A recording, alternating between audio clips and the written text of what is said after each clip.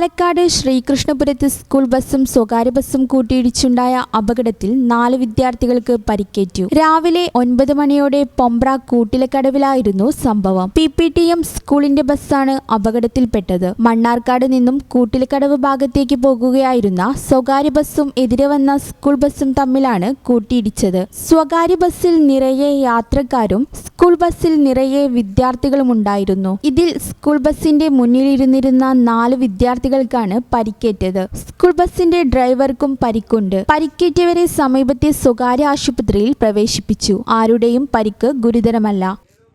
ഈ channel news Pattambi. Office സമയം കഴിഞ്ഞാലും അവധി ദിനമാണെങ്കിലും പണത്തിന് ആവശ്യമെങ്കിൽ മൊബൈൽ ആപ്പ് വഴി ഉടനടി അക്കൗണ്ടിലെത്തും. അതാണ് KSFE smart gold over draft. ഏത് ശാഖയിലും സ്വർണം വയ്ക്കൂ. മൊബൈൽ ആപ്പ് വഴി എപ്പോഴും എവിടെ വച്ചും പണം പിൻവലിക്കൂ. പരമാവധി 50 ലക്ഷം രൂപ വരെ. അതിവേഗ പ്രോസസിംഗ്, 24/7 സേവനം. ഇനി ആവശ്യങ്ങൾക്ക് അവധി കൊടുക്കേണ്ട, സമയവും നോക്കേണ്ട. KSFE smart gold over draft. Digitally super charge your gold.